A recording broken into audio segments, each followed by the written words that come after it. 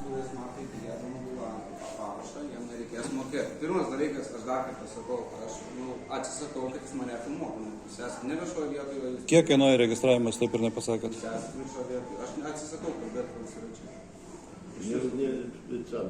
Пока спрячьте телефон сейчас. Я не могу, это įrašymas. Čia yra vieša vieta, įrašinėt galima. Iš karto atsisakau kalbėti, turiu tokią teisę, todėl... Tai jūs neregistruosit. Net ir tai kam jūs apsaugą iškvietėt? Tam, kad aš jaučiu agresiją iš jūsų.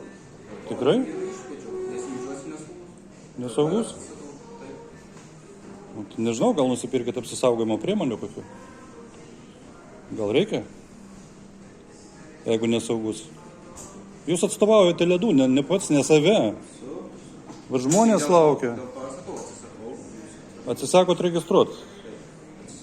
Rimi atsisako priimti atgal. Tai jūs tada imkite šitą už 4 savo pildyką. Ten, kur pirka, ten išduoda. Įstatymas neleidžia grąžinti. Jūs aurimai išsidirbinėjat, jūs iškvietėte apsaugą. Kadangi aš esu adekvatus ir taip toliau, tai jūs spręskit, ką jūs darot. Jūs žeminat savo įmonės vardą. Ir ypač tokie įrašai, kurie, aš nežinau, aš netrukdau nieko, aš atėjau, jūs atsisakėt, kelis kartus yra įrašai, nubėgote į kambariuką.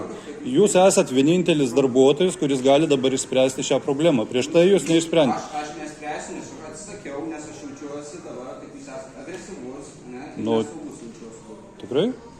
O jūs met komisiją pradėdinėjot, kai ėjote į darbą, priimdinėjo jūs? Čia ne jūsų.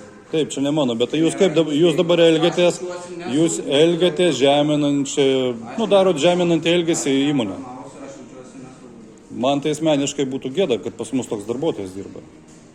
Čia Tele2 susimastykit, ten Masiulis yra, aš kiek žinau, ponas viršininkas, generalinis direktorius, tai Masiulį, pažiūrėkit, koks jūsų yra pavaldinys žemiausios grandies, kuris kontaktuoja su visuomenė ir jisai neužtikrina įstatymų registruoti kortelės nemokamai.